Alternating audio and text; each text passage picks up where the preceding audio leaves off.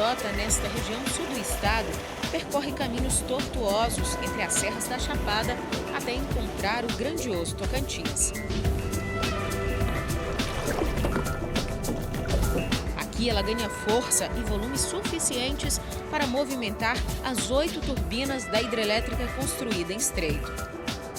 A água aqui produz 1.087 megawatts de energia elétrica para abastecer 4 milhões de habitantes. No limite entre as cidades, os rios viram referência para a população ribeirinha. Já o rio Farinha, afluente do Tocantins, que aumentou seu volume nesta área após a formação do Lago da Usina, separa Estreito de Carolina. A cidade centenária, conhecida por suas cachoeiras, é ponto de apoio para os visitantes do Parque Nacional da Chapada das Mesas, que desde 2005 garante a preservação das águas entre os 160 mil hectares dos municípios de Estreito, Carolina e Riachão. Depois de uma longa caminhada, chegamos a mais um paraíso natural. É o chamado sumidouro, onde o rio Farinha desaparece e reaparece tímido. A exemplo do Farinha, Carolina tem 22 rios perenes que cortam a zona rural e urbana da cidade, com cerca de 400 nascentes catalogadas e espalhadas na Mata Virgem, escondidas no Cerrado.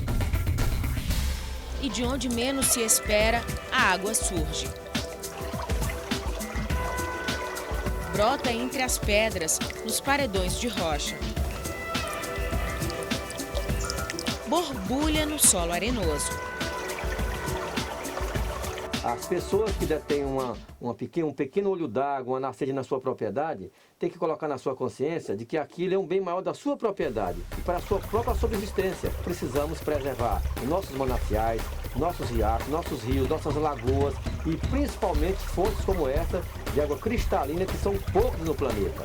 A água ainda é bastante utilizada pelos moradores da forma como passa nos riachos, livres da poluição.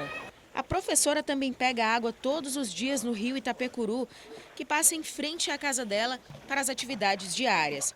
Eu procuro sempre estar conscientizando, tanto eu como as pessoas que vêm tomar banho, lavar roupa, para a gente ter o cuidado de não jogar nada assim no rio. O denso nevoeiro ou cerração é comum nesta época do ano na região sul do Maranhão. Esta é também a estação das chuvas, que abastecem e aumentam o volume dos rios. Mas a ação do homem nas águas causa mudanças radicais e impactos quase irreversíveis à natureza. A partir do mês de abril, quando cessam as chuvas, em muitas cidades ribeirinhas começam a surgir os bancos de areia na margem do rio. Mas aqui em Carolina, depois da construção da hidrelétrica de Estreito, muitos moradores e turistas não puderam mais contar com as praias. Tinha praia aqui, aí 3 quilômetros para baixo aqui tinha uma praia chamada Ilha dos Botes, muito movimentada de gente. Antes de desaguar no Tocantins, os riachos que cortam a cidade parecem pedir socorro para seguir caminho. O agronegócio do sul do estado se destaca há décadas e é referência no país na produção de milho e soja. A mesma água que mata a sede das famílias no Cerrado também é essencial para o desenvolvimento das grandes lavouras. Os cultivos agrícolas respondem por mais de 2/3 da água retirada de lagos, rios e reservatórios subterrâneos. E no pagamento do consumo, devolvem aos rios agrotóxicos. Outra preocupação é com o desmatamento que agride o lençol freático e é apontado como a principal causa de desaparecimento de pequenos rios. O avanço da pecuária, que se por um lado é uma atividade promissora, por outro requer o investimento em pasto para os animais, mas ainda falta a conscientização no campo sobre esses limites. O trabalho de terraplanagem da MA 334 de Riachão à Feira Nova acabou aterrando a passagem de um dos córregos. Aqui atravessava, nessa estrada aqui tinha um bueiro, é onde vinha, escorria a água que desce para lá para a Cachoeira do Cocal. Agora a gente dá para a gente perceber que só tem o barro aqui todo seco, está começando a secar, né? Não dá para ver quase mais água, não tem praticamente nada de água mais. Na BR-230, da cidade de Estreito a Carolina, a paisagem antes formada pelas pequenas árvores retorcidas do cerrado deu espaço às que alcançam mais de 30 metros de altura.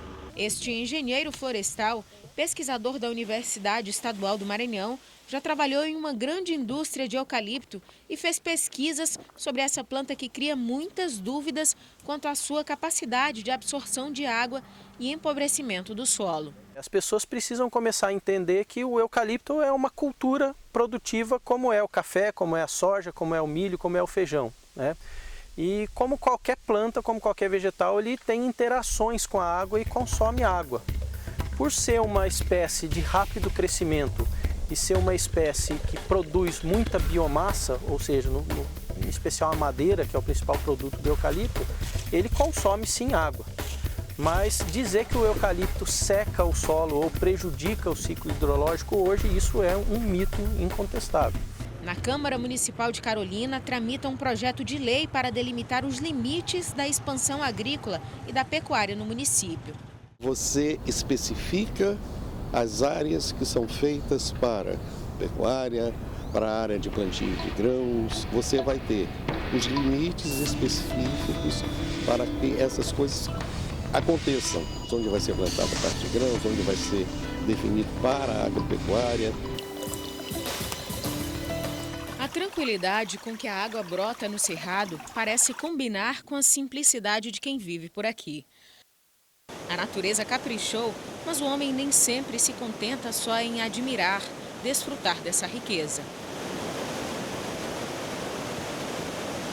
Parece difícil olhar toda essa exuberância, como as cachoeiras gêmeas de Itapecuru, e imaginar que um bem tão precioso possa desaparecer.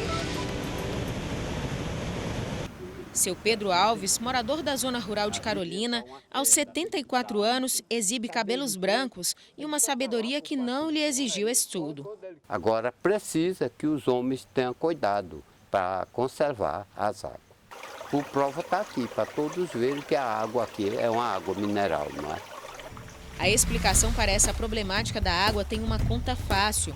É importante começar, literalmente, pela raiz do problema. Acompanhada de um geógrafo e de um engenheiro, chegamos ao riacho Urupuxete. Robert esteve aqui há 4 anos e viu como esse importante riacho de Carolina, que deságua no Tocantins, diminuiu a profundidade com o assoreamento. O que a legislação diz, o Código Florestal, no artigo 2º, é que esse tipo de riacho, com aproximadamente 10 metros de comprimento ou menos, ele tem que ter pelo menos 30 metros de afastamento, né? E aqui, nessa região, a gente já percebe que as pessoas que moram próximo ao rio já fazem abertura no rio e isso favorece a erosão. Uma característica comum das áreas de água fácil está na vegetação nativa, nas palmeiras, como os pés de buritis. Elas ajudam a conter a erosão onde o terreno é mais acidentado. O nome mata ciliar vem do fato de serem importantes para a proteção de rios e lagos, tal como são cílios para os nossos olhos. Esse ambiente soterrado, ele vai deixar de alimentar alguns córregos, né?